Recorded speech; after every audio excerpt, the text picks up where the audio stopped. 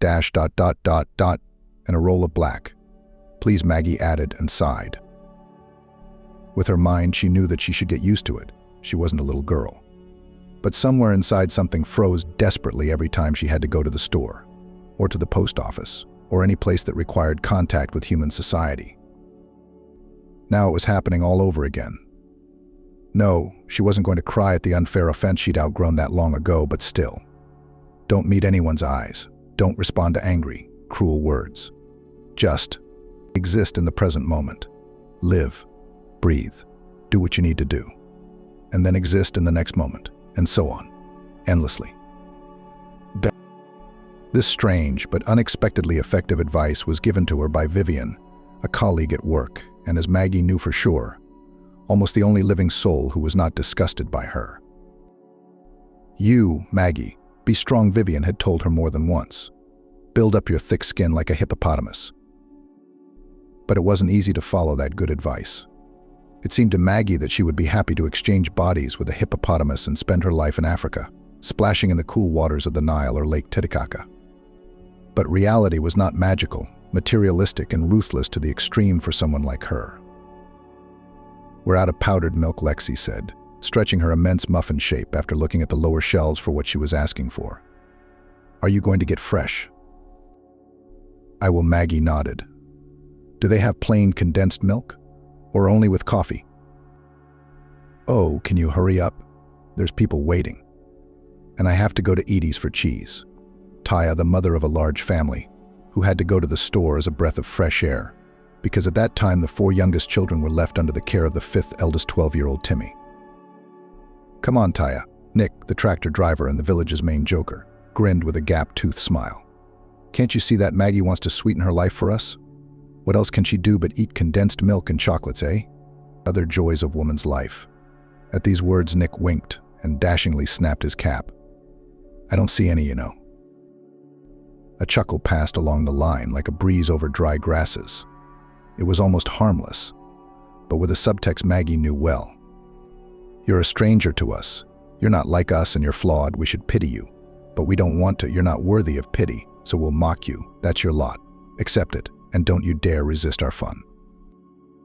In general, Maggie never really thought about how many people in the village of New York cannot tolerate it, in fact, and how many participates in this collective bullying, so to speak, for company. She had only recently learned about what had been happening to her since she was a young girl, which is exactly what the name of this phenomenon is: collective bullying, at the suggestion of Vivian. Working in a library brings people together. And 2 single women, even more so. Maggie had come here exactly 3 years ago, right out of high school. And in fact, without any education should not have been accepted, but Vivian put in a word with Freddie the head and said that Maggie the girl is Nachaitnya smart, and since the library willing to go to work, the queue is not behind the threshold, so we must take Maggie. For Maggie, the world changed for the better for the first time in years. She had a job, and even if it paid very, very little, but it was enough for her. There was enough to pay for light and other utilities, enough to eat the simplest things and the rest. Maggie still wore the clothes that her mother had bought. New bought a jacket, demi-seasonal and winter boots, and let the quality was market, and if carefully worn, not 1 year enough. Neither cosmetics, nor jewelry, nor even all sorts of things in the house unnecessary Maggie did not buy. Just no need. Once there were aspirations for all sorts of material things, but then, when it became finally and ruthlessly clear what it all somehow lost meaning. And now Maggie saved herself in books. Oh, books. New York's library collection was rich. Classics, that is, naturally, first of all, and in a huge assortment. But there were also a lot of novelties. The superintendent, with Vivian's support, kept an eye on that. And Vivian regularly replenished the collection with what she herself had bought and read. I don't like to reread, she once explained. How many more books are waiting for me, so why go back to the old ones? So let people rejoice. And the first person to rejoice was Maggie. Vivian never said so, but she had chosen some of the new books to please her young assistant. They say that life is more interesting than any book. Vivian liked to repeat with various variations of details. And I'll tell you this, what kind of life should it be to be cooler than that detective story? Well, in the red cover. Last month with you read. No, Let such interesting adventures remain on the pages of books, otherwise you may not leave alive. Or in life, if you are very lucky, you will meet one love. But here, you open books and once so many interesting men, and all sorts of different. They're you and noble aristocrats, and brave detectives, and generous millionaires. No, Maggie, personally I from books, no matter what happens in life, no way will not give up. They're my bread. 45-year-old Vivian was born, raised and married here in New York. She knew little Maggie and her mother. But then, after her husband, who went to earn a lot of money, Vivian went to a distant city. Only that did not add up great hopes. Her husband died tragically in an accident at a construction site, and Vivian returned to her small homeland. She got a job in the same place where she used to work in the library. Maggie hurriedly put away her purchases in a cloth shopping bag. She didn't like plastic bags because she had read in a magazine how they were harmful to the environment. Her lips tightened, her eyes widened a little, an unconscious expression on her face, a concentration that helped her stay in the moment, and not to throw haggard glances around, reproachful, questioning, "Why are you doing this to me, people?" After paying for her purchases, Maggie left the store. "No, did you see that?" exclaimed Annie, a woman who came into the store strictly once a week when her roommate brought in his paycheck to buy hot drinks and snacks. "Did you see her face?" "Yes, we have," Taya snorted derisively. "She went out all proud and didn't even look at people." Annie continued to murmur. "She walks around like that, like she's out of this world. She should have accepted that she was ugly and not made a fool of herself." Outside there was the smell of a near thunderstorm and bittersweet cherry blossoms, and the wind was driving a dusty little whirlwind along the road. But higher up, the air was clean and fresh, full of the life-giving succulence of the grasses. The wind was coming from the side of the meadow by the Nesmiana River. Maggie tilted her head back and squeezed her eyes shut, inhaled deeply into her lungs and belly, and exhaled slowly. She opened her eyes and squinted at the disk of the sun sinking slowly toward the horizon. Evening was coming. I was done with business for the day. It had been a long day off, which she'd spent doing some house cleaning. Tomorrow, back to work. But tonight, well, of course she would spend it with a book. Maggie could read fast, as Vivian said, swallow literature. She hurried to her house, which stood at the very edge of the village, and was one of its oldest buildings. The foundations, according to archival documents, were laid at the end of the 19th century. We laid out our purchases and made tea, 1/3 black and 2/3 herbs and berries, a fragrant selection bought from Eddie, a perky old man who traded not only with the locals but also at the market on weekends. Edie was probably the second person, after Vivian, who treated Maggie really well. The girl had changed into her home clothes, a cozy fleece suit of pants and a hooded sweatshirt, pink in color. Her hair, which had been bundled up for the day, was loose, combed and braided. Her mother had taught her to do that. I corrected the pendant on the gold chain around her neck. It was twisted while she was changing clothes, and squeezed it in her palm for a moment. Only this jewelry I had worn since childhood. Only it, in fact, remained as a reminder of my mother. "Oh, it's already cold," Maggie exclaimed, realizing that she had frozen in the middle of the house, and hurriedly poured tea into a cup, added boiling water, and finally, opening a bag of gingerbread with jam filling, sat down in a cozy old plush armchair, covered her feet with a plaid, and opened a book, a new novel from her favorite author, and of course about love. No, Maggie read all sorts of genres, but on days like this, when it was especially nauseating, she wanted something light, with humor, and that necessarily with a happy ending. And also, Maggie didn't even tell Vivian this, but when she read, she always imagined herself in the shoes of the main character. That is, she imagined that she, Maggie from New York, is Stella, Jessica, Angelica, Suzanne, or some other person. Beautiful, so that men would fall at her feet. Strong and independent, but hungry for love, which would surely catch up with her. And once, when Maggie was very young, about 12 years old, she thought that when she grew up, her life would be happy, interesting, and just like in the book. Then, in that happy time, Mommy was still alive, and the curse stain seemed like a small, annoying blemish. Then it was no bigger than a fingernail, and sat above her upper lip on the right side of her face, just as a lady of the gallant age had unsuccessfully tried to draw a fly with pink blush. "Daughter, what are you doing that for?" Ellen exclaimed, finding Maggie with a tube of her foundation. "Mommy, I'm learning how to put on makeup." "Why?"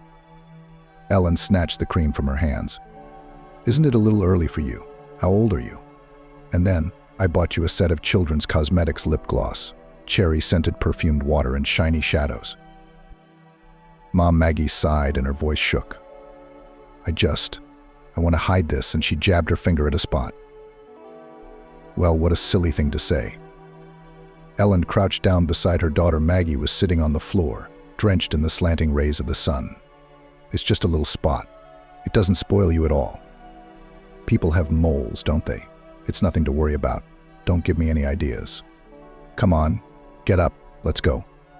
Let's go make beet soup, daughter, dinner's coming soon. Maggie really stopped worrying about the stain. She loved her mother very much and trusted her in everything. They lived soul to soul, and when Daddy was alive, everything was wonderful. We lived as a happy family. And then after Maggie lost her father, Mommy died too. The doctors said it happens, one heart failure, and then you're gone. And there was nothing to be done. Grief had entered the house on the eve of a festive, joyous day. Maggie was going to celebrate her coming of age. And now, of course, it was no longer a holiday. What was there to it? Maggie did not understand how to go on living. Thank you, there were kind people. That is, one kind person, Vivian. She took the orphaned girl under her wing and helped with everything. And the funeral, and the wake, and then for Maggie, her things collected and took her to her home. Maggie lived there for 2 months before Vivian decided that the girl, perhaps a little bit hidden her grief deep in the soul, and can safely leave her alone. But even though Vivian was kind and caring, still, with the loss of her mother, something broke in Maggie. And what she'd once had the strength to fight against now came like a tsunami. The stain on her face began to spread when she was 16. It went up and to the side, sliding down, absorbing part of the lip and chin, and poured purple, like a ripe raspberry. There wasn't much money in the little family, but her mother took Maggie to doctors. But those doctors said there was nothing they could do about it. Remove the stain surgically was not possible, lighten in beauty centers. Well, theoretically it was possible, but not to the end, and at such a cost that is unrealistic. Maggie, of course, understood everything. And the people around reminded. People asked what the hell is going on, and also did not hesitate to express their opinions about what an ugly thing it is. And that now, of course, in the future, Maggie will not be attracted to any normal man. But that was the mildest. So shortly before the final exam, someone started a rumor around the school that Maggie is contagious. And what a mess. The principal, the head teacher, and the school nurse were able to calm the students and their parents and convince them that no, Maggie could be among people and would not harm anyone. Naturally, it was impossible to study well in such conditions. And then there was the death of her mother. In general, Maggie finished school and then did not want to think about higher education. No, she'd already decided for herself that she wanted to live quietly and see less people. And the future, prospects. Well, that's for normal people, not for ugly people. And of course, there was a time when Maggie tried to cover up a blemish with makeup. Only there was a problem. The skin in this place was characterized by painful sensitivity, and on all the cosmetics that she tried, her face began to burn and bake. It itched, and even the rash went to the neck and arms. And then Maggie decided that's it, enough. Apparently. Fate? The universe? Some kind of evil fate. Whoever and whatever was behind all this, I guess it was her destiny to live her whole life as a freak. Good morning. Vivian was in her usual good mood. It would have been annoying for any other person, but Maggie was used to it, and even thought secretly that Vivian was like a battery for her. She didn't let her fall into despondency when it was really hard. After saying hello, Maggie went to the back of the room to sort through the new arrival of books. Vivian and the head of the library went along with her without any special requests. Understanding everything, Maggie never checked out books. She worked in the bowels of the institution, putting everything in its place, entering it into catalogs, putting things in order, sometimes fixing wrinkled books. In general, she had enough to do. Vacation's coming up, Vivian said at lunchtime. Maybe we could go away together, huh? Not far. It will be inexpensive, she continued in a soft, delicate tone, and comfortable for you. Vivian thought it was a catastrophic problem that Maggie was locked up at home on weekends and vacations. Yes, the salary of the librarian was not great, But it was possible, for example, at least in a sanatorium for a short time to get out, or, for example, to go on a hike in the picturesque places. Only Maggie was as stubborn as a bull. A donkey, a tour, and even as stubborn as she could, it seems, only she alone. "I'd like to go to Venice for the carnival," she said thoughtfully. Yes, Vivian looked up. "So you are interested in the culture of Italy?" "That's right. They have a wonderful cuisine, and the history of Venice's canals." "Because they wear masks at Carnival," Maggie said with grim amusement. "Oh, come on, girl." Her colleague clinked her cup against the saucer with emotion. "You can't do that. You can't throw your life away." "I understand," she sighed and continued, calmer. "It's not easy, but you can't despair. You're going to be happy. Let yourself go out into the world and take your place in it." Maggie shrugged, and for the rest of the lunch hour they were both silent. "I'd like that," she said suddenly, turning to Vivian, a stack of novels under her chin. "Only. There are no miracles in life." It was 30 minutes till the library closed. "Maggie," Vivian shouted, throwing on her beige coat. "Will you close it yourself tonight? I have to go home. It's urgent. The plumber's coming. The kitchen's about to burst. He's coming from the district center. All the parts I need, everything. In general, it's very necessary." "You go. Don't worry," Maggie said from behind a rack of history books. "I'll close it, you go." She was already closing the library herself. It was no big deal. But then the door slammed. Maggie thought that Vivian must have forgotten something. But she would have said a word. She was a talker. And there was silence. Maggie looked out from the back of the room. A late visitor? Not a tidy man. He'd left the door open. And it was raining again outside with hail. Having slammed the door and thinking that maybe it was the children playing around, Maggie went back. It remained to put a couple of books on the shelf and she could leave. But suddenly she froze. A black shadow flashed at the edge of her field of vision. Had she imagined it? Vivian had turned out almost all the lights in the library when she left. Maggie frowned, snickering. What nonsense. She's the only one here. And as if on purpose in refutation of that thought, there was a rustling behind her. "Who's there?" The dark shadow again, now at her side and slightly ahead. It seemed to move in circles around the lonely librarian. "Excuse me, we're just closing up," Maggie shouted into the gloom in a shaky, cheerful voice. "What did you want?" She froze again. She held her breath. Quiet. Empty. Only the creaking of an old tree somewhere out there, Vivian joked. Lived rats who spent their nights reading books on witchcraft and sorcery, hoping to gain power and enslave the village. Nonsense. A deep inhale and exhale. Slowly inhale and exhale. She's alone. It's okay.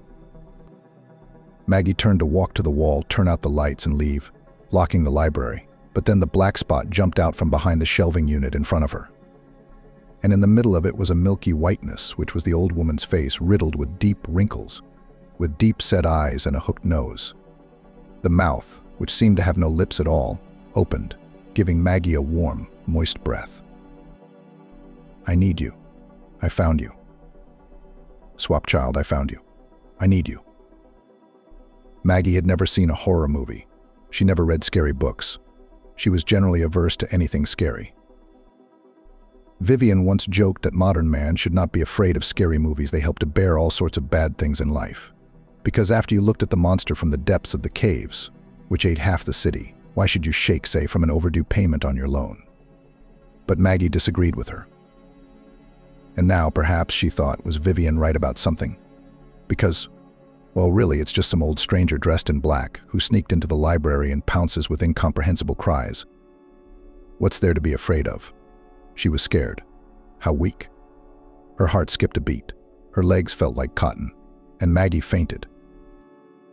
"Maggie? Maggie?" Come on, the familiar voice above her was full of concern. "You can't do that, girl. You've got to do something, you know. What should I do, splash you with cold water? Or call a paramedic, huh?"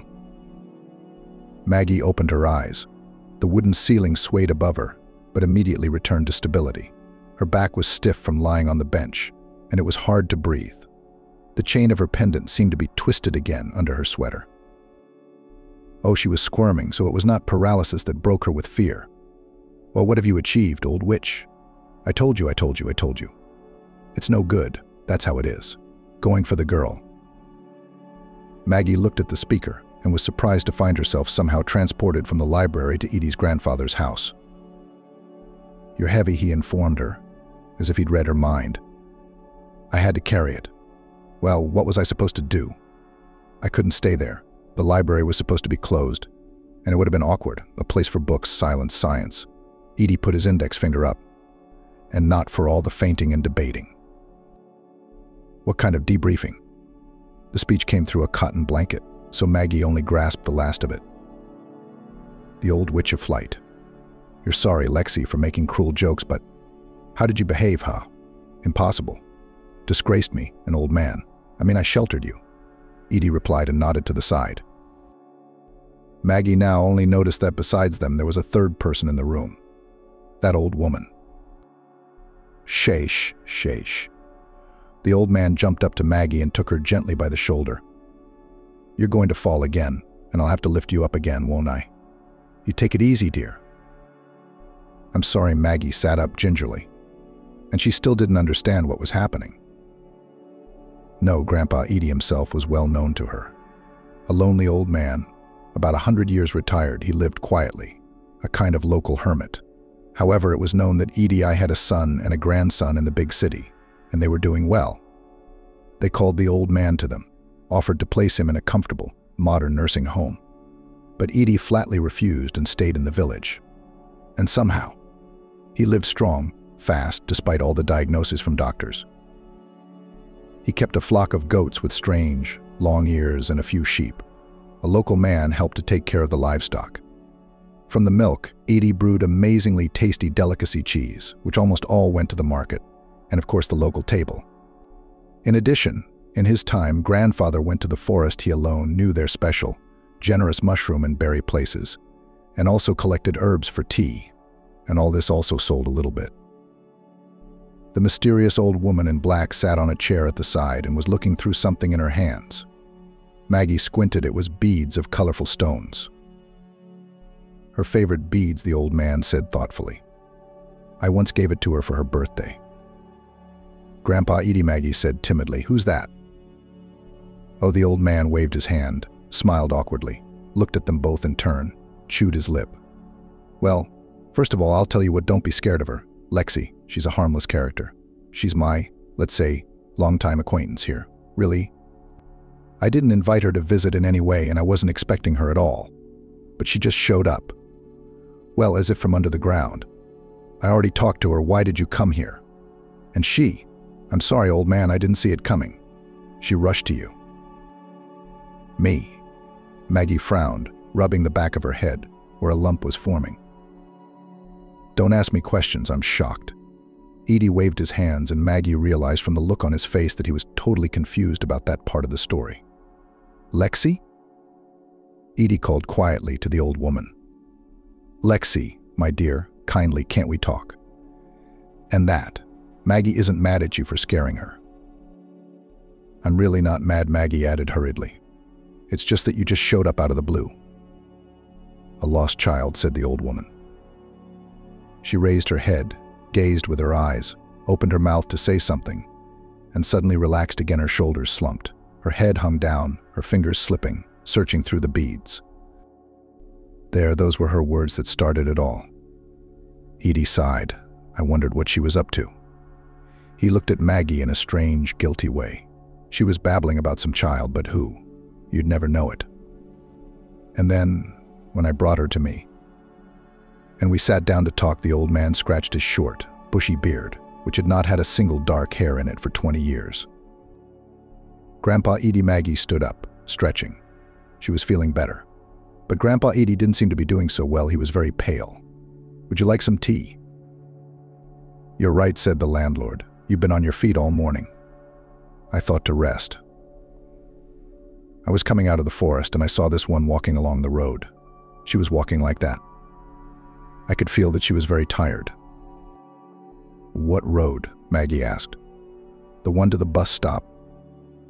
No, the one that goes through the grove to the former state farm and turns there. Well, it's also the road that the dacha owners often use to get to the community. So I think Edie squinted. Either someone gave her a ride, or she was coming from the district center, and she could have come there by electric train or some other transport. Only as I know from the last one, Lexi didn't live in the city, in this million-strong city, but far away from here. Does she have any relatives? I don't want to say anything offensive, Maggie suggested cautiously. But don't you think she has mental problems? Did you say that in scientific language? Edie grinned. You mean about Lexi being stupid? Yeah, that's a thing. But I've been through something like that. You'd have to try to stay sane after that. Edie was silent again, looking at Maggie strangely again. What happened? Maggie asked, and the next moment she almost shrieked, because the old woman had moved closer, sat down at the table, and reached for a cup of newly brewed tea. She took a sip, nibbling.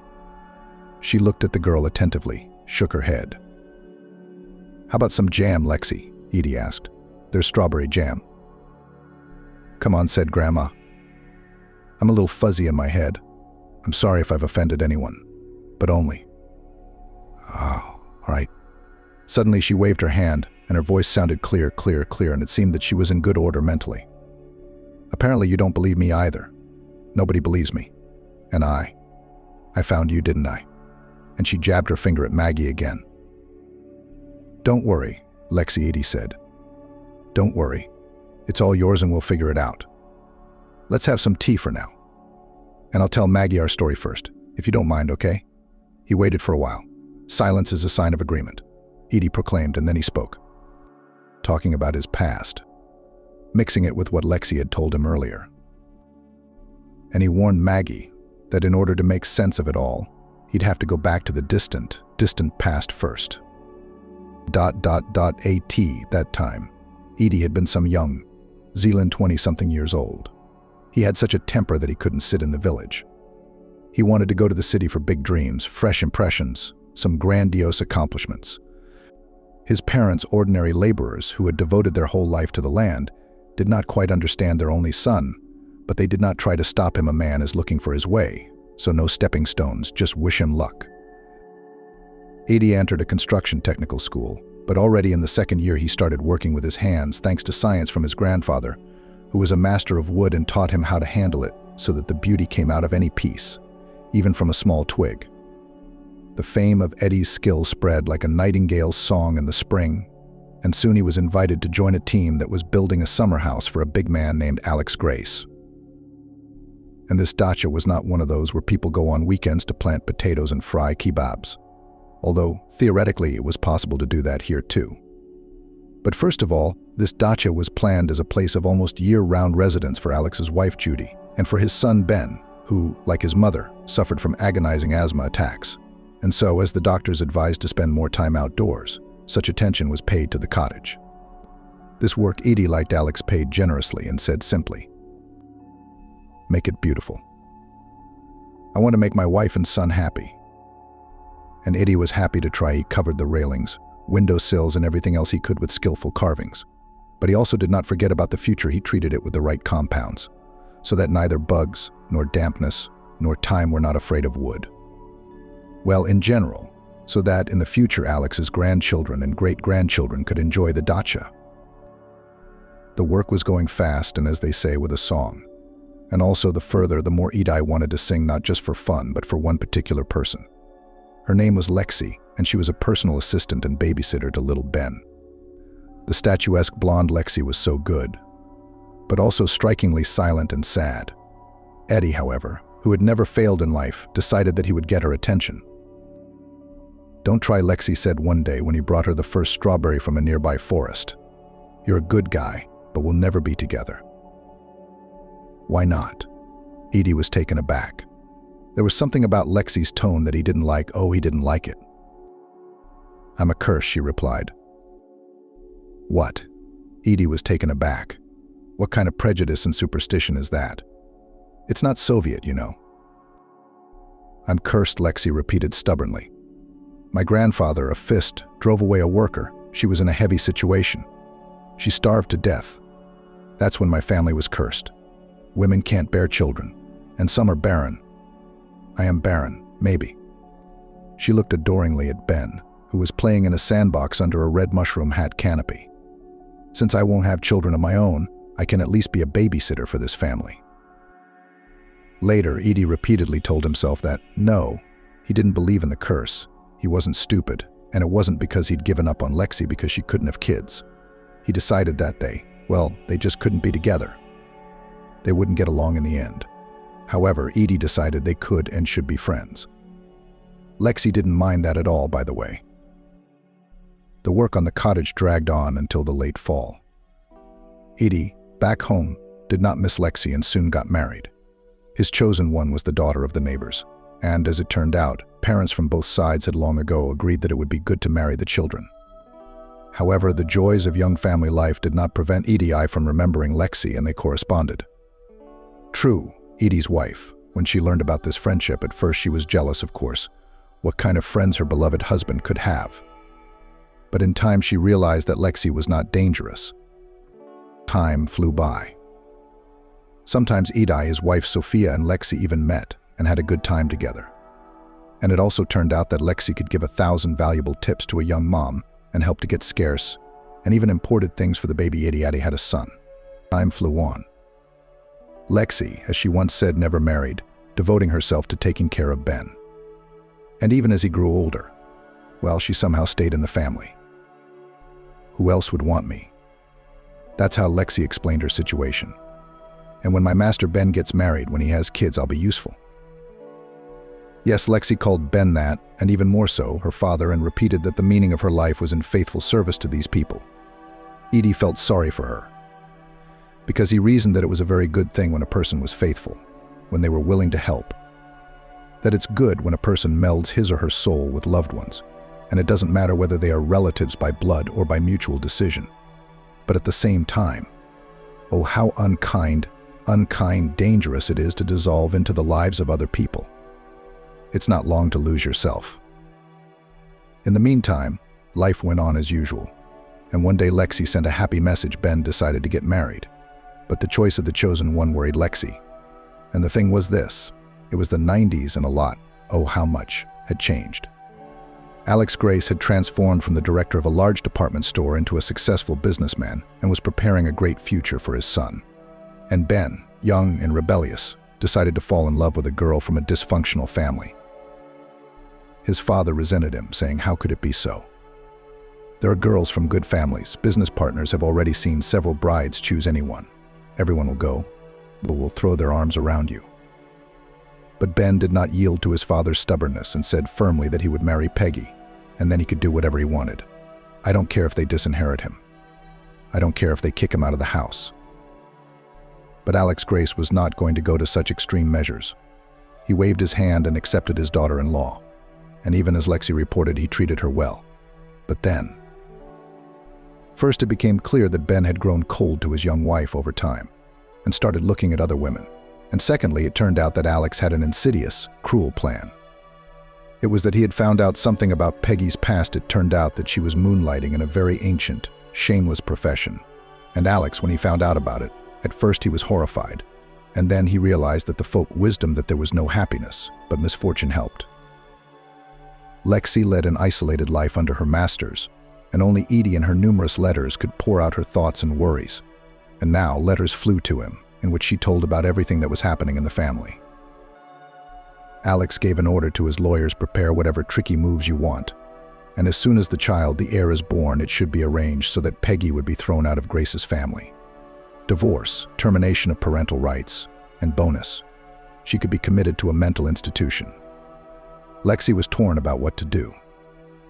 On the one hand, she had sworn to herself to be loyal to the family of her masters, and on the other hand, she felt so sorry for Peggy. She was basically a good girl. And as for the call girl thing, yes, it had happened. But Peggy only did it because her brother needed expensive treatment. She wanted to take him abroad for surgery. The brother, by the way, died anyway.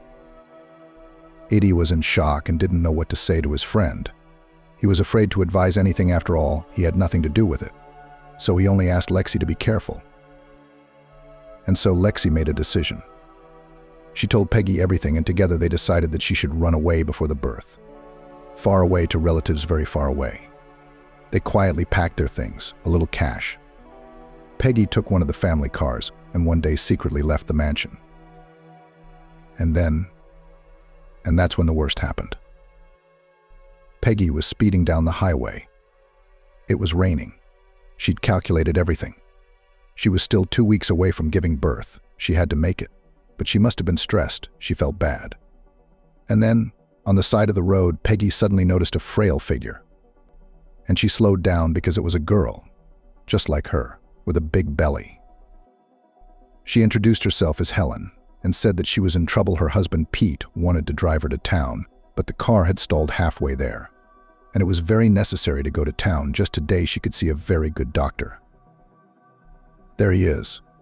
Ellen waved in the direction, where by the roadside stood a ziguli, under the hood of which her husband was digging. He, by the way, noticing that the car was ready to pick up his unlucky passenger, came closer and looked inside the cabin. He nodded approvingly. "It's good that you're a woman," he said. "I wouldn't let Ellen go with a strange man." "So maybe I could give you a ride, too?" Peggy asked. "How am I going to leave the car?" Freddie shrugged his shoulders. "It doesn't seem to be a very big breakdown. I'll get it fixed soon and come and pick up my wife from the clinic." Peggy shrugged. Well, that was a sensible decision. She thought that she would drive Helen to the clinic, and then she would go on her own away from the city, farther and farther away. Then she would take the train. She would go to the Far East, where her relatives lived. Helene hugged her husband tightly, kissed him goodbye, sat down on the front passenger seat, and off we went. Oh, road work. Helene was upset. "Do you know if there is a way around here?" "Yes, there is," nodded Peggy. "There are 2 roads. But the shorter one is often used by big trucks." "Well, maybe we should take the longer one," Ellen said uncertainly. "Can we make it to 4, do you think?" "We will." Peggy nodded. Meanwhile, the rain was getting heavier. It was late fall, and the first snow was falling from the low, slate-black clouds. This second road was really freer. It was not used much at all. Part of it ran through the woods. And then suddenly Peggy was twisted with pain. "What's the matter with you?" Ellen exclaimed. "Is it the baby?" I don't know," whispered Peggy. "Oh, Mommy, it's starting, I think." And apparently at this moment it would be necessary to stop the car. But Peggy did not have time to do it. And also the road was slippery from the rain. And suddenly everything turned upside down. And literally the car shook, drove, and then it flew down the road into the ravine. How much time passed then? How many tens of minutes passed in an agonizing pain and fear-filled nightmare? They were found. Help had arrived. Alex Grace was no fool and quickly realized that his sister-in-law would not have left so easily on some routine errand of her own, so early in the morning, without alerting anyone in the family. And it came out that if it hadn't been for the pursuit of the father-in-law, Peggy would not have been saved, nor her traveling companion, nor the baby, one of the 2 babies born. Yes, the baby was born there, guided into this world only by the love of her mother, who barely hanging on the verge of fainting after the disaster, but managed to muster the strength to give her life. But the second child that Peggy had carried under her heart just a few hours ago did not survive.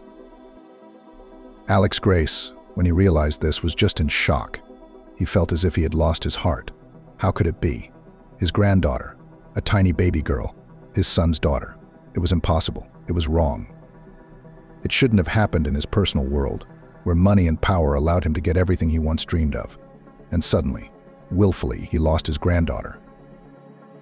"We are doing everything we can," said the doctor of a very expensive private clinic, to which the injured women were taken, in a trembling voice. "But I'm afraid that your daughter-in-law—" "I don't give a damn about her." Alex Grace roared and slammed his fist into the wall with all his might, knocking down the expensive Venetian plaster that lined the visitors' lobby, shattering his knuckles. "Fool," he growled. "Stupid bitch. Let her die for all I care. I lost my granddaughter because of her. I don't care what happens to her." But the doctors, of course, were fighting for Peggy's life because despite the anger, the hatred that was eating away at his soul like rusting metal, Mr. Grace had paid the clinic generously to do what they could for Peggy, and for her traveling companion and the baby she'd given birth to. Not 24 hours after that terrible car accident, Peggy passed away. Faithful Lexi was by her side to the last. And so was Ben. True. Already at the end, Peggy said she wanted to talk privately with Lexi. As for Peggy's parents, they were far away at that time. They had gone on a vacation on a trip and physically couldn't get there in time. Andy couldn't bring himself to enter the room. Not to his sister-in-law, not to that other young woman. He stood at the door of Ellen's room and frowned, pondering. Was this what fate had ordained? If Peggy hadn't picked up a hitchhiker, maybe she wouldn't have gotten into the accident either. Maybe. Can I give her something from you? The nurse asked timidly. No, Andy shook his head. Keep her here as long as she needs for her health, and then. No, let her get the hell out of here with her offspring. I have nothing to do with this. Not anymore. Lexi had told Edie in one of her last letters how it all went down about Peggy trying to run away, about the accident, about how she had lost the baby and died soon after. These last letters of Lexi's were riddled with bitter guilt. The faithful maid of Grace's family felt guilty. She thought now that she should have thought of some other way to help Peggy instead of this running away. Then, everything would be okay.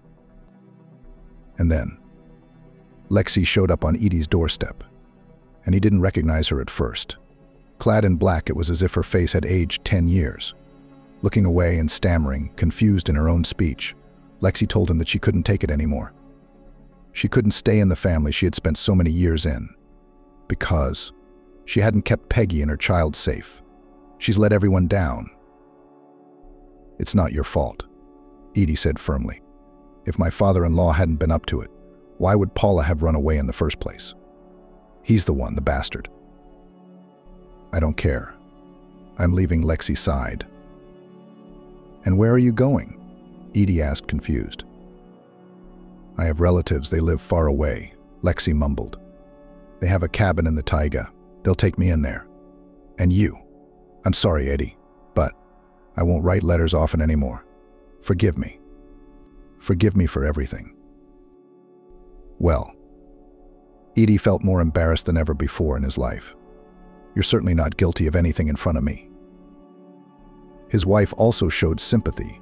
She tried to convince Lexi not to make hasty decisions, advised her to find a psychologist. But she went away after a couple of days. When the old man was silent, Maggie sighed convulsively and shuddered as if a bee had stung her, blinked often. What a horrible, sad story. But there was something in it that was particularly important to her personally. That fellow traveler. Her name was Helene, she whispered. No, I was wrong, wasn't I? But Lexi told her. She had blonde hair. And also, it happened in September? The baby was born in the fall month. The old woman struggled to say the exact date. But it's my birthday. Maggie gasped and put her palm over her mouth. But Mama, she never told me about it. I only knew I was born prematurely. So that's why she doesn't like to remember that time so much. Edie reached out and closed his fingers around her wrist, almost painfully. So this isn't the end of the story. How? Why? What else do I need to know? Maggie exhaled heavily. It was so strange. She felt as if she were standing on the edge of a precipice over which a thin, ephemeral, almost bridge had been thrown. And she had to walk across it, but almost certainly risked falling off. But she had to keep moving forward. Lexi. We hadn't seen each other in years. Letters. Well, she sent a card or two a year. Happy New Year and my birthday, Edie said. So usually, politely, nothing personal. And then, lo and behold, today she came. She showed up in person, after all these years. Said she couldn't keep quiet anymore. She said that she lied to me. She lied to everyone. But now she can't keep quiet anymore. And what was the lie about? Maggie asked in a colorless voice, turning her gaze to the old woman. She was sitting with her fingers interlocked and looking straight into the girl's eyes. Lexi. Edie exclaimed, standing up abruptly from the table. Well, what are you doing, huh? That's right, I've always been your friend and still am. Only. That's it. I can't take it anymore. Go on, you tell me. And I. He waved his hand. I can't hear it a second time. Excuse me, I'll just sit on the porch, okay? And with these words, the old man ran out of the house. The antique wall clock ticked quietly. Somewhere inside Maggie was squirming with an irresistible urge to follow Edie's example and run away. Just for good. It was as if her intuition was screaming at her, now you don't need to know what that old woman in black is going to say. And her mind was telling her that it would be nonsense, just nonsense, because, well, look, that old woman, she's crazy, you can tell. But only. On some other unknowable deep level, Maggie realized that everything she was about to hear would be the truth. And so the old woman in black spoke. Then, holding the fading Peggy's hand, Lexi was unwittingly privy to her secret. It turned out that before help arrived, Peggy had made a decision. Not an easy one, but she thought the right one for her. The thing was that even before the accident, while driving and chatting as if about nothing with a fellow traveler, Peggy was suddenly pierced by a pang of white envy. She thought that this young woman will surely become a wonderful mother. And her husband seemed to be a good man. Ellen's baby was stillborn. Peggy's baby was barely audible, but the girl was alive. And then, in a few moments, when the sound of cars in the distance, it was help on its way, Peggy made up her mind. Take my daughter, she whispered, holding out her baby girl to Ellen. Ellen's eyes widened. She had not yet recovered from the shock. Her mind had not yet fully internalized the terrible truth about the loss of her baby. But she listened and heard. Peggy, gasping for breath, only by force of will to keep consciousness, said that her father-in-law, a terrible, cruel man. That the child she gave birth to would not be loved, that it would be brought up by nannies, and then Ben would probably remarry, and perhaps that woman would become a cruel stepmother to the child, not a mother. You're good, whispered Peggy, coughing harshly. Please take her. Let her be your daughter. No one will notice. The switch. Raise her as your own. She is your own, already.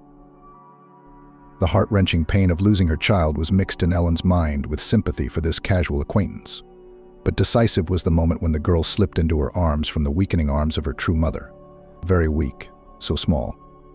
She opened her eyes so transparent, like shards of winter sky, and weakly squeaked. And then Helene cried and nodded. What's her name? She asked. What should I call her? Peggy breathed out and fainted. The next thing they knew, help was rushing around the machine. People talking about how to open the doors safely and get the victims out. But Peggy didn't want to, couldn't go to the other side without revealing this truth to the one person she trusted most in the world, Lexi. She said there had to be someone to know, just in case this knowledge might come in handy for Maggie one day. But she made Lexi swear not to tell anyone unless it was absolutely necessary. And Lexi, oh, how hard it was for her. Bound by that vow and at the same time driven by obligations to the family she had served all her life, she just didn't know what to think, what to do. And so she decided to go away altogether. It seemed to her that it would bring peace to her heart.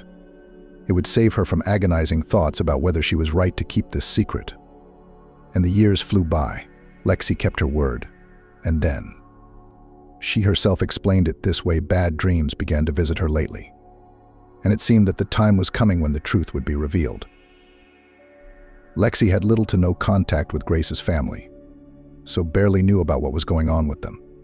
But now, just 3 months ago, news came that confirmed her strange dreams and premonitions. It was time to act. Alex Grace had long since passed away. His son, Ben, had been married twice more, and each union ended in a high-profile scandal infidelity on the part of the wives. And Ben also had health problems. Not quite bad, but doctors recommended caution. And the family lawyer directly said that with such a heart it is better to make a will in advance. But to whom? There were no heirs. And then Ben decided that for the simplicity of the matter, he would transfer his property, the lion's share of it, including controlling stakes in several companies, to one person. His name was Taylor, and he had been his faithful assistant for over 5 years.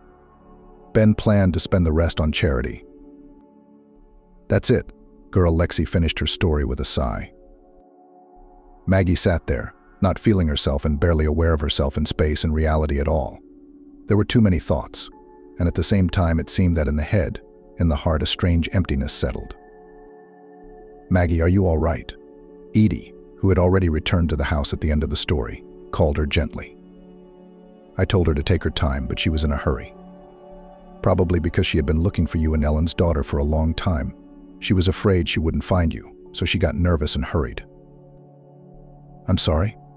Did you dump it quickly? The girl replied in a colorless voice and looked at Edie in such a way that he flinched. You. Maggie struggled to speak, her hysteria choking her. She stood up. She stretched out her hand and jabbed her finger at the old woman, who, as if her battery had run out, the battery she had used up on her story had sunk back into herself and was quietly fiddling with her beads. You've been my whole life. My mother. I'm not her kin, am I? No, it's not true. I don't believe it. I didn't believe it either, Edie sighed. Only Lexi doesn't have a habit of lying, and she's crazy, Maggie shouted. No, I don't believe it. None of this is true. Except that with each spouted denial, there was a growing, hard realization inside her, some instinctual realization that this could all be true. Without proof. It's just the way it is. It's a fact. Like the fact that the sun shines during the day except on a polar night. Maggie, I'm sorry, I wouldn't even go near you with all this. Would you believe it? Edie pounded his chest with his gaunt fist. But she did, didn't she? Didn't she run? Well, what else was there to do, huh? You're a fool, I know. I lied, not thinking that you work in our library. No, why? Why did she tell me all this? The realization of a new meaning hit me like a storm. Aha, Maggie exclaimed. What does she think I want an inheritance? That I need money? Well, Edie coughed. Lexi told me that she was old, that she was afraid she'd die with her. And about the money, yeah, what's the big deal, Maggie, huh? Money means something too since you're born with it. Grace, he's a rich man. I had a mom and dad, real ones, my own. I don't want no other. Maggie inhaled convulsively, biting her lip painfully. And I don't want money. And I know I don't want to hear any more. And she rushed out of the house. The hay door slammed, then the front door, then the wicket door a moment later. Edie shook his head. What are we going to do, Lexi, honey, huh? Where am I supposed to put you? Maybe you could whisper an address, the phone number of your relatives, so they could take you away. But the old woman answered nothing. Smiling, she was looking through the beads and thinking about her own. ... A persistent knock on the door woke Maggie. The girl craned her neck and grimaced as she lay down on the sofa for a minute and fell asleep until morning. Or rather, until the day the clock showed a quarter to an hour. I had never slept so long. My nose was deaf, I'd been crying, and my eyes were swollen. Maggie, are you home? Vivian's insistent voice could be heard outside the window now, and Maggie, pulling open the tulle curtains, hurried to open it. Why haven't you gone to work? Vivian broke off, perceiving by the look on her young friend's face that she was not well. What's wrong? Asked the logical question. Maggie shrugged and sniffed noisily, urgently needed to go to the bathroom. I'll be right there. Yeah, Vivian snorted. Unlock the door and we'll deal with this together. Shrugging again, Maggie let her in. Somehow I felt so indifferent to everything. Who insulted her? Was Kolka joking again? Oh, he'll fly into the burdocks, I'll give him a kicking. Vivian grumbled, following Maggie's footsteps. Come on, tell me what happened. Or is it personal? Personal. Maggie gurgled from under the cold running water. I'm fine, really. It's just tired. Vivian was about to say that she knew her too well to believe her, but there was another knock at the door. Maggie, help me. Trouble. Edie's voice was ringing with alarm. Okay, Vivian squinted and went to open the door. What kind of day is this? What other surprises would it hold? Lexi's missing.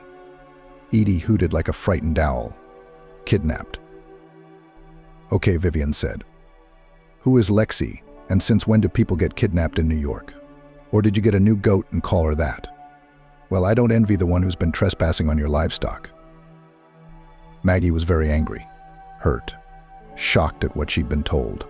But first of all, it wasn't Edie's fault he hadn't started it. And secondly, the negativity receded when she realized that the defenseless, and not quite in herself old woman was in trouble. Even if it is not clear yet in what kind of trouble. Who kidnapped her? What happened? Maggie wiped her face with a towel, sat Edie on a stool, and handed the old man a cup of water.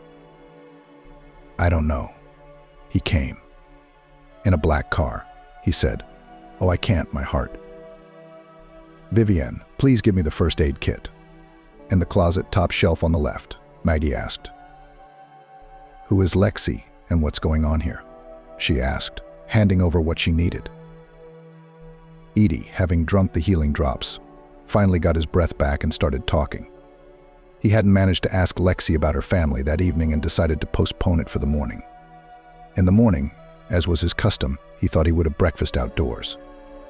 He took Lexi out too, sat her at the table, poured tea. I went to get some eggs, and as soon as I came out with the frying pan, I saw this guy in black putting her in a black car. She was waving her hands, squeaking something, and he grabbed her and shoved her inside. Well, I went to him. I dropped the rag and oven mitt.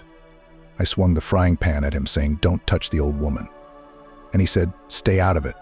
Old man, it's none of your business. I'll take care of her," like Taylor said, and that was it. Eddie looked down at his trembling hands. The frying pan burns on the fingers of his right hand. And then there's Tommy. What's the neighbor's dog got to do with it? Vanessa rounded her eyes.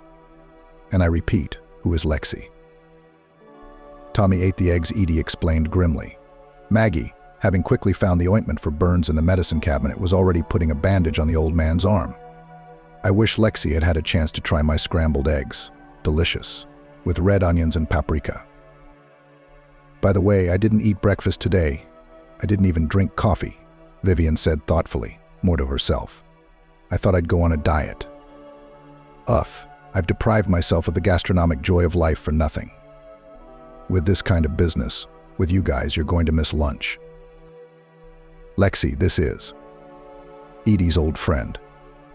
A good friend, Maggie said. She showed up in the village yesterday and then she found me. Vivienne, don't just stand there, okay? There, make yourself some tea. I've got some stuffed cabbage left over from last night's lunch. You take it and eat it. Grandpa Edie, you calm down. No. Okay. Let's think together. Maybe Lexi's relatives have come for her? Edie hummed, chewed his lips, stared at the ceiling for a moment, as if the answers could be spelled out there. No, she'd told them she'd gone to a sanitarium. She could lie when she had to. But, oh, I remember. Edie exclaimed so loudly that Vivienne, who had actually gone for the stuffed cabbage, almost dropped the dish. Taylor. That's Ben's heir. But how did he? Why would he do that? I guess no one will ever explain to me what's going on here, Vivienne complained sadly. Maggie sighed. If she'd hoped to get away from everything tonight, to take a break, she'd been wrong. Let's get to the table, she invited Edie. You haven't had breakfast either. Let's talk over breakfast, shall we? And I'll tell it like it is, she smiled sadly at Vivienne. Vivienne listened to the whole story with great attention, but that did not prevent her from cleaning her plate as diligently as before and taking a refill. Oh, Maggie. The older friend was almost crying herself. To know such a thing. How could it be? Is everyone sure? Unless Lexi is suffering from a mental breakdown, it's for sure, Maggie nodded. But that doesn't change anything for me. I only have one mom. And there's only one father. And I don't want anything. I'm not going to go and fight for the inheritance. That's right, Vivienne nodded. But still. Your father. Ben, he's your own father. By blood. And I think it's unfair and cruel. To stay here and not say anything. Supporting Lexi's lie, even if it was originally, like, for good. Although. Vivienne slapped her palm on the table indignantly. We can't say for sure how things would have been if you'd stayed with Grace's family, can we? Maybe Grandpa would have loved his granddaughter and Ben would have been a wonderful father. So, I guess it's just a matter of dealing with it all. And help Lexi out, of course. And how do we do that? Maggie waved her hands. I can't. You can. Vivienne interrupted her. Yes, you can and you should. Time off from work now. It's a family emergency. I'll talk to our superintendent right away. And by the way, I'll go with you. I'm supposed to start my vacation tomorrow. So, as much as possible, while everything is going well? What about me? Grandpa Edie asked resentfully. Lexi is my friend. No one's arguing that. Vivian nodded. But I think that 3 of us going to the city for her is too much. And then, no offense, but your age. And goats. You refuse to go to the hospital because you have no one to leave the animals on. So I'm going to go with Maggie and me. Just tell us everything you know again, okay? The addresses, where to find Taylor. I think we can find them on the internet. Vivian said with an important smile, pulling out a brand new smartphone in a glamorous pink case and opening a browser. Maggie felt like a little girl who had been swept up by a whirlwind, lifted into the sky, and was being dragged and carried somewhere. Events were moving so fast. 1, to write a statement to the head of the library. 2, to collect a minimum of things in a travel bag. 3, once again, the 3 of us discussed a plan of action. 4, turn off all appliances in the house, lock the door and windows. 5, she and Vivian are already on the bus to the city. Maggie fussed and almost ran, but Vivian grabbed her arm just in time. What are you doing? Panic attack, she asked her friend seriously. Come on, breathe. Inhale and exhale calmly, inhale and exhale. No, Maggie squeaked, lowering her head. She had felt it from the very beginning, since they had come to town, the curious, sympathetic, and even unpleasant looks of the people around her. But in the village, she had gotten so used to the general bad attitude that somehow she didn't pay attention. But now, when they were standing in front of a shining tower of glass and concrete, a business center, many floors of which were occupied by the office of the corporation owned by Mr. Gray's, she suddenly realized furiously, piercingly, she has such a thing with her face. A panicked urge to cancel the whole thing. Or at least postpone. I should have worn makeup, Maggie sniffed. It would have been less noticeable. You're allergic to makeup, remember? Vivian said sternly. Oh, well, what kind of a fool are you? Nobody's looking at you. That's not true. Everyone does. Because people have eyes. So they look around. And if someone thinks something bad, well, then he's crazy. And you're beautiful and smart. Do you really think that your father will evaluate you like at the Miss World Beauty contest, instead of just being happy that his daughter is alive? Only if your daughter is suddenly ugly, Maggie whispered. Maybe we'll do better tomorrow. Aha. Vivian grinned. We've already spent so much on a room for tomorrow that it's scary. No way. And besides, we're here for Lexi too. Why would they want her? Don't be so shy. Come on, cheer up, keep your head up, don't slouch and smile. Let's go. And Vivian, holding Maggie's hand tightly, headed for the sparkling, clear, clean, revolving door to the business center. The girl at the reception desk downstairs was asked what floor, and passed into the elevator, which lifted swiftly and easily. The doors opened. Are you signed in? Another girl at the reception desk, but now at the office of Gray's firm, asked a question while looking at the computer. No, Vivian answered importantly. We're here to see Taylor, but we have a very important case. I'm sorry, but Taylor only sees appointments or top-level employees of the company, she chirped with stoic politeness. Vivian was not used to giving up. Tell him we're here. Tell him we're here for Lexi. He'll know what we're talking about. The girl frowned, obviously wondering if it was time to call security, poked her finger at the computer. Then she sighed and nodded reluctantly. No, look at this, Vivian hissed to a subdued, embarrassed Maggie. They didn't offer a seat, no tea or coffee. Also, what's it called? Corporation, all kinds of elite society. This place clearly needs to work with personnel. The girl returned a minute later, surprised and embarrassed. I apologize. Taylor will see you in her office. She made a gesture with her hand. Straight down the hall, then left.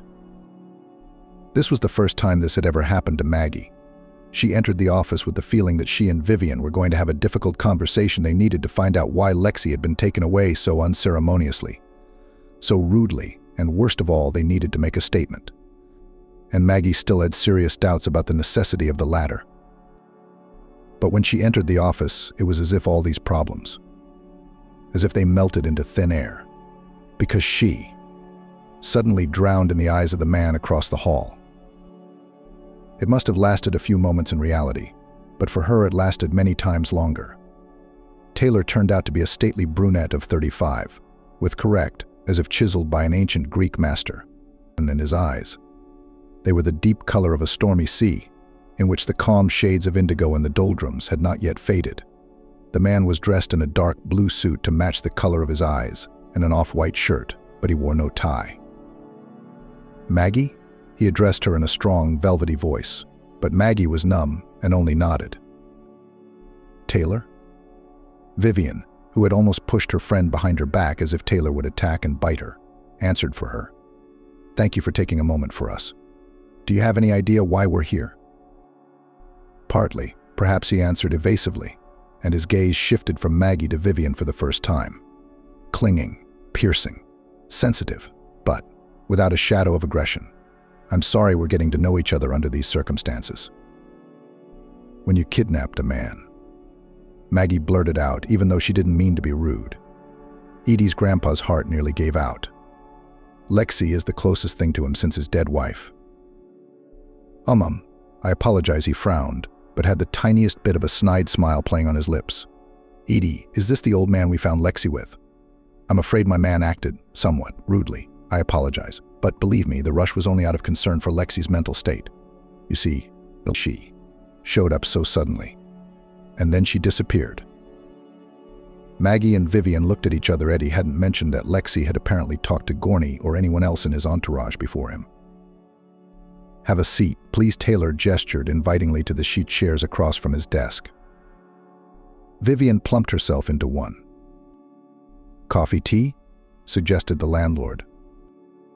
"No, we just want to talk," replied Vivian, sending her younger friend a glance. "Don't say anything yet." "So, I think I should start by clarifying things a bit." Taylor waved his hand in the air. "The situation and explain what I know." "Yes, please," Maggie said, noting to herself that in all this time, which was the odd thing, she hadn't noticed anything in Taylor's gaze that somehow suggested that he'd noticed her stain on his face. And that was weird, because people noticed. She was used to it, and just this lack of specific attention had had a strange effect on Maggie. It was as if 1,000 needles had touched her weightlessly and at the same time like a butterfly's wing. Taylor spoke. It turned out that Lexi, though she had left the Grays family, wanting to cut all ties, had not been forgotten over the years. Andy and then Ben regularly sent her holiday gifts, scarce things, delicacies, and money. They'd called to see if she needed anything, if there was anything they could do to help the people she was now living with.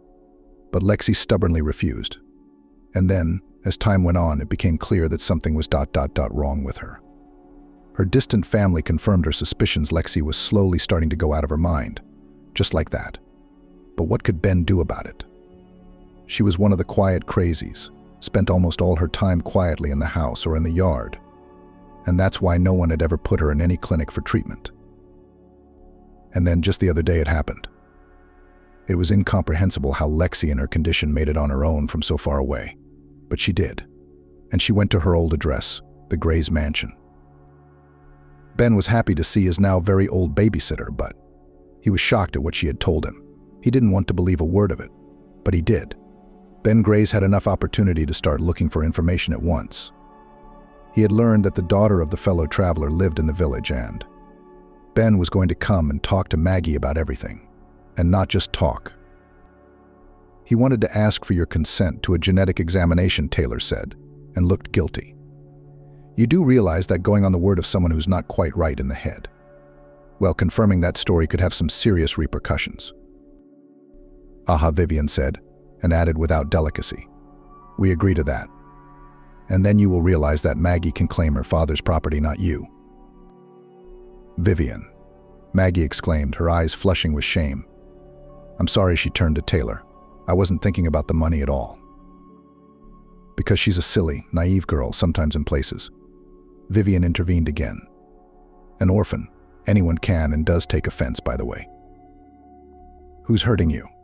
Taylor asked sternly, and looked at Maggie so hard that she felt her ears burn and wanted to fall through the ground. "No one. I'm fine." Vivian, enough, please. After Mother, that's when Mother died. I'm the only one she has. And the others. Vivian waved her hand. In general, I see. Expertise. And when, may I say, should the girl meet her father? Or you won't let her meet the father without your expertise? Let's make something clear. Taylor added metal to his voice. And Maggie was even grateful to him for it, because she herself couldn't calm down her friend, who in her understandable, in general, protective aspirations, went completely apart. Since you yourself appeared here, the plans of course change, and I'm ready to inform Ben about your visit right away. As for Lexi, she's gone. I mean, she said she wanted to take a walk down a street she knew, and naturally. You have to admit, we couldn't lock her up, could we? Especially since she seemed to be quite adequate at the moment. It took a while to find her. Ben was worried sick. I sent a man to bring Lexi back when the detective said where she could be, supposedly. And again, I apologize for the rude behavior of my staff. It won't happen again. So, sighing, Taylor drummed his fingers on the armrests of his massive executive chair. May I continue? And he continued. And Vivian, much to Maggie's relief, remained silent for the time being. Taylor said that Lexi was now at Ben's mansion, that he had a private and very good psychiatrist for her, who would determine what her condition was at the moment, and whether Lexi should not, for her own good, be sent to a private clinic for a while. And then Taylor said that business matters, they could wait, but the fact that Maggie was here. I'd like to report you to Ben. What, right now? Maggie squeaked. Yes, Taylor nodded. Wait a minute. Vivian spoke again. I mean, how does that work? You want my Maggie to come across to this, Ben? Yes, who? Excuse me. Suspicious and maybe not a daughter. And then he'll look at the test results. No, you let me talk. The woman waved her hand firmly at Maggie's attempt to stop her. I've changed my mind. There's no need to rush this meeting. We'd better do this. How fast are these tests done? Basically, you can get the results in a day, Taylor said after a moment's thought. So we'll wait a day, see you later. We found a place to stay here. And then, when everything is confirmed. If it's confirmed, I'll ask you to consider it, Taylor said, squinting his eyes. Not to be insulting, but I think you should realize that. Aha, Vivian nodded. We do. There are crooks, that's the way life is. So we wait. But then she got up to leave, and squinted her eyes as she did so, as well as Taylor. We'll be doing business with all the rights, won't we? No doubt, Taylor replied with a polite smile. Finally, they said their goodbyes and left. And what a long day it seemed to Maggie, and the next one was even longer. Vivian, as if sensing her condition, didn't talk about serious matters and instead talked about everything. She took Maggie out for a walk in the park. The weather was wonderful. And of course they called Edie's grandfather and reassured him that Lexi was fine. And then, pack up. Vivian told Maggie after she finished talking to Taylor, he's going to pick us up and we're going to meet your father. So, feeling weak in her knees, Maggie sat down on the edge of the bed in the room. The results of the genetic test. They confirmed that I'm his daughter? Yes, said Vivian. Good, Maggie nodded. I'll be right back. Just for a minute. And she went into the bathroom. Vivian could hear what was going on in there. Maggie was crying, but she didn't disturb her, realizing that it was natural and in a way even normal. After all, Maggie had just received confirmation that her beloved mommy and loving father, it turned out, were not her own in the very same sense. She, of course, it was clear she wouldn't have changed her attitude towards them for the worse. Still, it was quite a shock. Half an hour or so passed and Maggie came out. Washed, not shivering. You could feel the man pulling himself together. I'm ready, she said. They were silent on the road, and everyone, it was clear, was thinking about their own things. Maggie barely noticed that the house she had driven into was a whole suburban mansion surrounded by a gorgeous garden. Taylor was in the driver's seat and gallantly opened the doors in front of the women. Vivian only snickered at that. Maggie absent-mindedly accepted the offered hand. climb the stairs, enter the marble lobby, which in terms of floor space would be a modest one-bedroom. Maggie froze, because here they were met by a man. He looked even older than his mature years, but in him, though he stood motionless, there was a hidden strength and a need to live impetuously. He gave the impression of a master of life, but right now, he was confused. "I am," he said. "I guess I should have come myself. Or how? I don't know." He nervously ran his hand over his gray and balding head. I feel like, this is a dream. But you're real, aren't you?" He stammered, as if the next word was stuck in his throat. "Yes," Maggie answered. "It's not a dream. And neither am I. I confess I don't know what to do, what to say, how to act right now." He nodded and sighed. Maggie smiled with the corners of her lips. "But I do."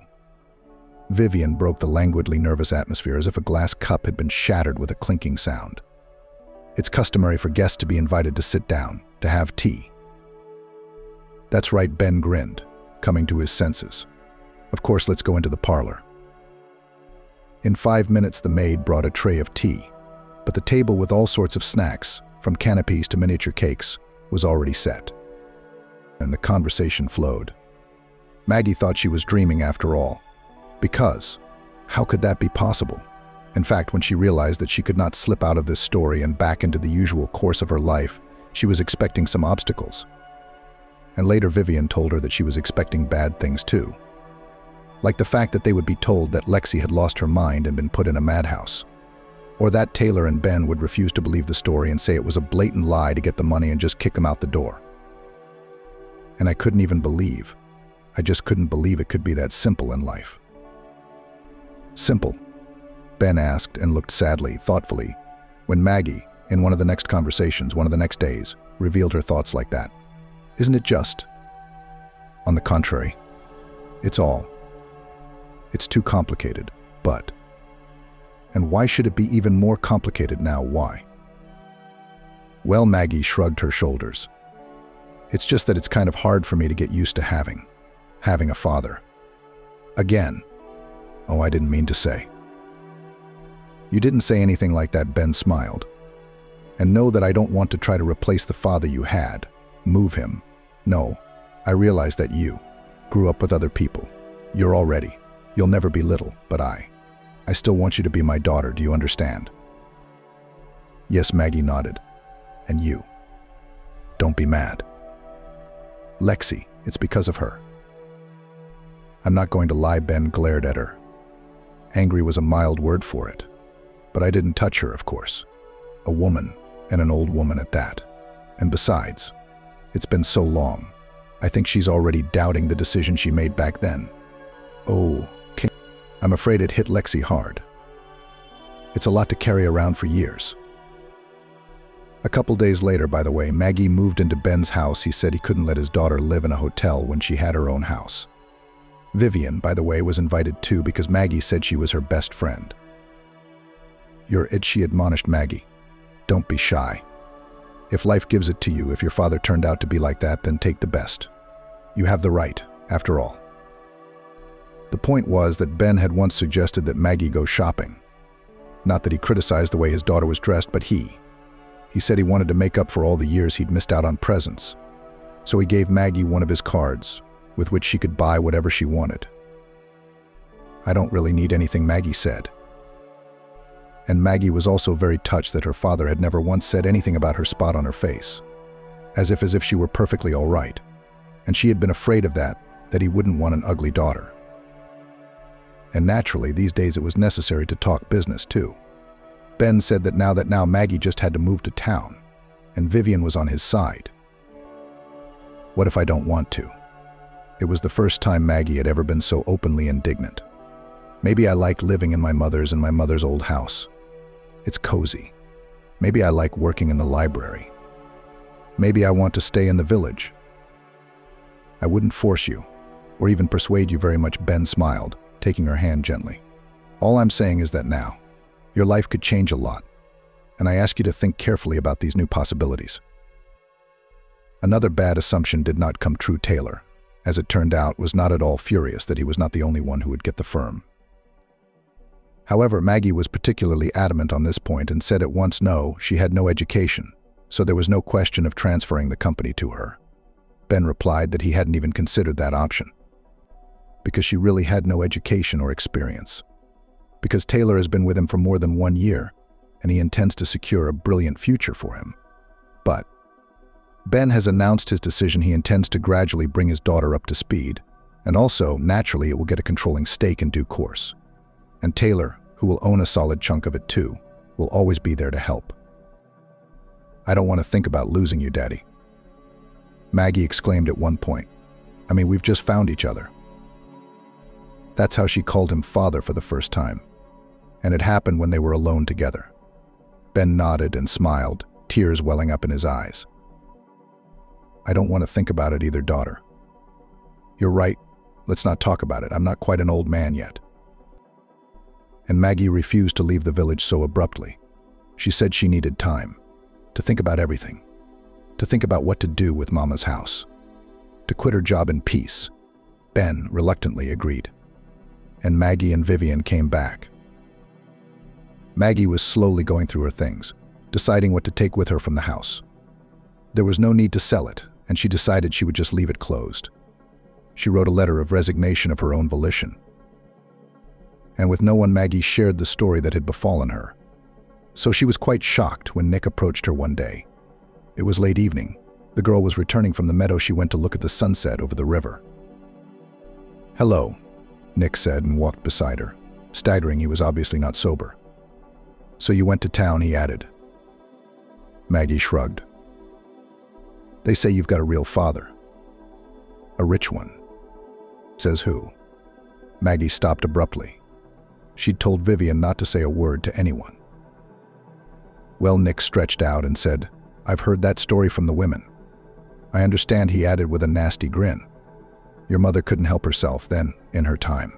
She was weak, it turned out then. She decided to have an affair with a rich man.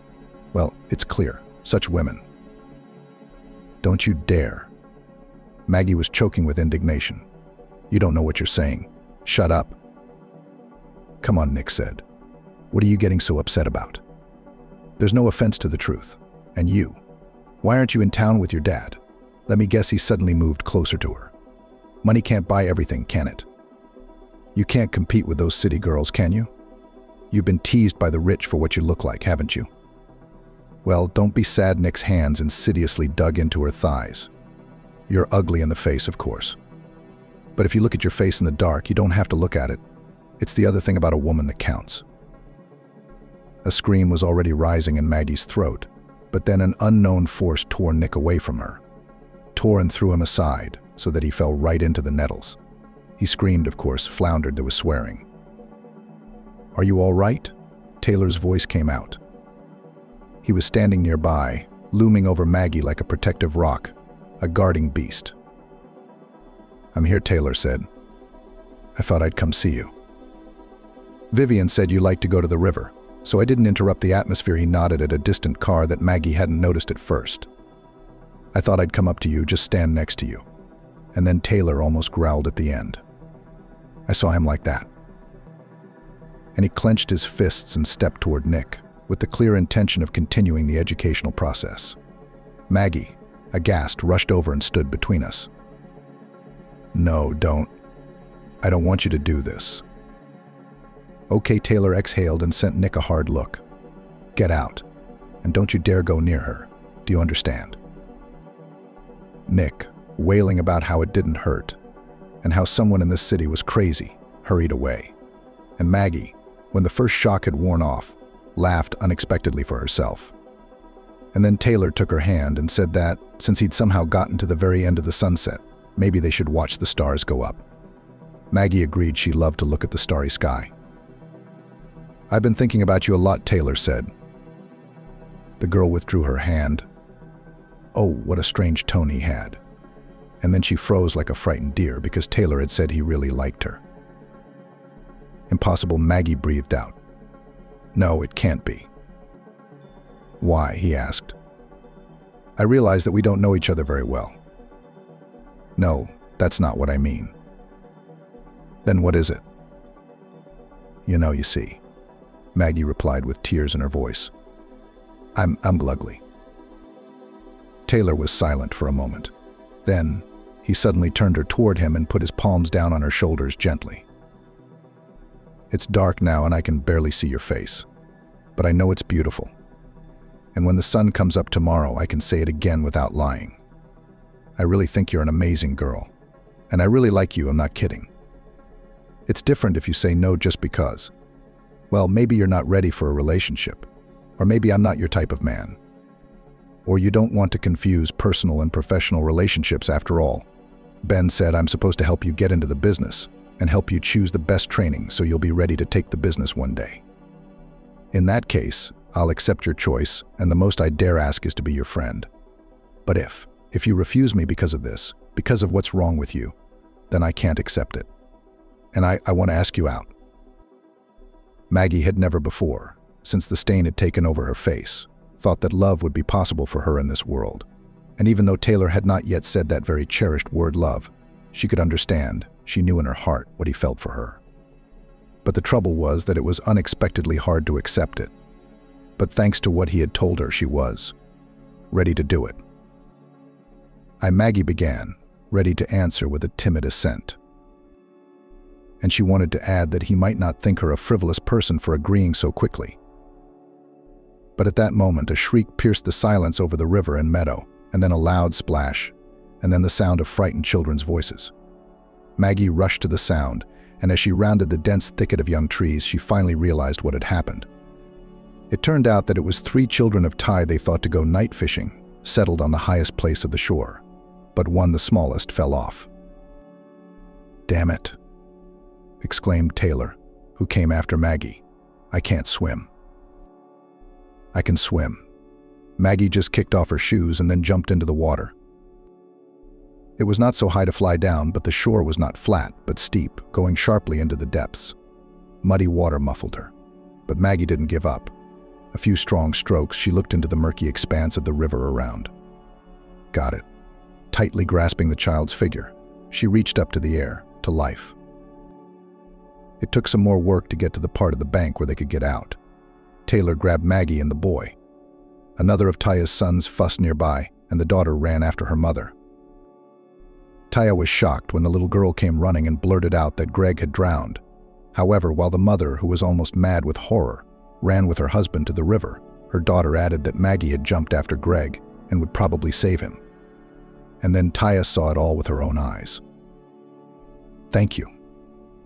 "Oh, thank you, honey. You saved my favorite son."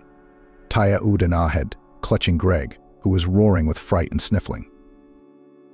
Maggie stood nearby, wrapped in the jacket Taylor had thrown over her shoulders. She was silent. What was there to say? And Taya? Oh, in those moments, looking at Greg's savior, she suddenly realized with heart-stopping clarity how cruel and unfair she had been. And she felt so ashamed. So sick. "I'm sorry," Taya whispered. "Maggie, I swear on my children, never again. I'm sorry." "Oh, you're so kind. I've done you so much harm. I've poisoned you as much as the others." "Oh, Maggie. I'm sorry. Ty's husband coughed awkwardly and joined his wife in apologizing. Maggie listened to the man. She was so tired. Frozen. Tired, really. Maggie left the village the next morning with Taylor. But before she did, she had a word with Vivian. And how unpleasantly surprised she was when Vivian confessed that, yes, she had shared a little of the news with a couple of acquaintances. "I'm sorry," she said. "But I'm not used to being a recluse like you." She asked me what we were doing when we went to town. Well, I told her a little. And what? I didn't really do anything wrong, did I? Maggie seemed to agree with her in part. And yet, she was very unhappy that the one she had considered her best friend for years had so openly shared the details of her private life with strangers. And time flew. Life in the city turned out to be unexpectedly interesting. But at first Maggie stayed at home. Ben and Taylor persuaded her to go out to the theater, park, restaurant, shopping. And little by little, though not immediately, but Maggie began to thaw. And it turned out that yes, there are of course people who look at her appearance. There are also those who can comment behind her back. But in principle, It is quite realistic to get away from it. And what was also pleasant, but in Ben's company, where he brought his daughter several times to get acquainted with everything to begin with, no one has not shown that her appearance is unpleasant. And Maggie understood here people, apparently, are afraid to offend the boss. But she was partly indifferent on their own, or forced, the main thing that did not offend. About 3 months later, it became known that Lexi had recovered. The stay in a good private clinic had done her good. She became more sociable, less withdrawn, and she wanted to go home to the relatives she had been staying with all these years. Ben had arranged it for her. But before Lexi stopped by Edie's house, they had a lot to talk about. Maggie, by the way, remembering how kind the old man had always been to her, one day when it was already fall, had approached Ben with a request: could she help Edie a little? His house had a leaky roof, and also the refrigerator was quite old. Ben did everything, and even more. He arranged for Edie to repair the building where he kept the animals, and also brought new appliances for the kitchen. Maggie did not forget about Vivian, with whom she finally made peace. She gave her best friend a bead of black pearls, which she had dreamed of since her youth, as well as a trip to an expensive sanatorium to treat her back. And then, one day, Maggie suddenly realized that she somehow began to not that forget, but let go of all the bad things that she happened to endure in the village from evil people. The girl gradually changed. At some point, she awoke a purely feminine curiosity about clothes, and she carefully, still a little shy, began to buy herself dresses, shoes, and everything else that could be imagined in the closet. Soon she chose a university to get an education on her father's advice. Maggie talked a lot with Taylor. They became closer and closer, and one day he proposed to her. And now Maggie, already without any doubts, was able to accept the fact that in life, just like in a good movie or novel, everything can be just fine, without obstacles and difficulties. She replied in agreement. Only I have to do something before the wedding, she told Taylor. And he accepted her choice. The thing was that Maggie decided to try to get rid of the stain after all. Ben had chosen a clinic with the best specialists and reputation for her.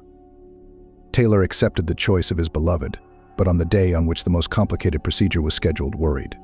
He waited for Maggie in the hall, comfortable, cozy, where in principle could wait for patients, their relatives and friends.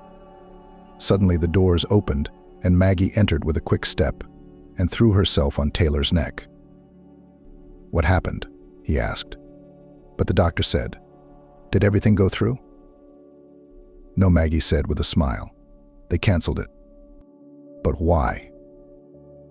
And then she explained, because she didn't need it anymore. Maggie suddenly realized that her spot on her face wasn't ugly at all, as others had convinced her. Yes, she wished it wasn't there at all. But it was impossible. And she didn't want to put herself at risk just to make it a little less noticeable. Maggie was finally able to just accept herself and move on with it, live with it. And Ben and Taylor, the two people closest to her, had been completely supportive of her in that.